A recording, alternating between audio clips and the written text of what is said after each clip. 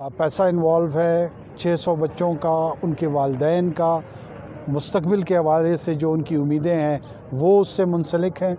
ये नहीं हो सकता कि कोई भी फोरम इन चीज़ों को कंसिडर ना करे और तर्ज़ कोहन पे अड़ कर ये कहे कि मैं न मानूँ।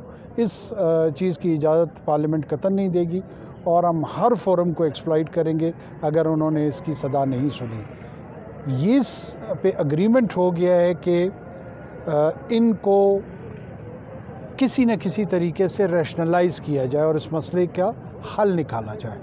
हल की तजावीज़ के लिए डॉक्टर नकीब जो वाइस चांसलर हैं उन्होंने बड़ी अच्छी वहाँ पे तजावीज़ दी स्टैंडिंग कमेटी में, और उनको असिस्ट करने के लिए पीएमसी के काउंसिल के सामने हमने तजवीज़ दी कि वो जाएं उधर उनको असिस्ट करें।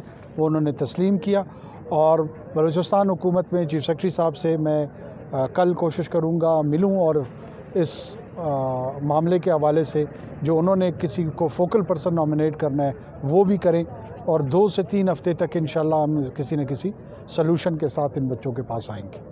सर एक छोटा सा सवाल, आज फिर कोयटा दहशतगर्दी की तरफ चला गया। वैसे तो आए दिन जाता रहता है, दोबारा दहशतगर्दी के वाक़यात में इजाफा हो रहा है। मतलब पुलिस वालों को सर में गोलियां लगी। कहाँ जा रहा है सर कोयटा, कहाँ जा रहा है बलूचिस्तान सर? देखें, आपके सवाल में इसका जवाब मौजूद है। आप कहते हैं कि दहशतगर्दी हो रही है। दहशतगर्दी होने का मतलब ये है कि किसी ने ये जंग आप पे मुसल्लत की है। तो जब आप पे जंग मुसल्लत की जाती है तो उस जंग का जवाब दिया जाता है। अगर आप जंग का जवाब नहीं देंगे, उसकी तैयारी नहीं करेंगे, तो लोग इसी अंदाज में मासूम लोगों की जानें लेते रहेंगे। इस कन्फ्यूजन से हमें निकलना होगा और फ़ैसला करना होगा कि इस लड़ाई को हमने लड़ना है या नहीं लड़ना, और जब लड़ना है तो लड़ने के ढंग जो है वो रियासत को आते हैं, वो हो जाएगा, वो इतना बड़ा मसला नहीं है। पहले फ़ैसला हमने करना है। बड़ी मेहरबानी।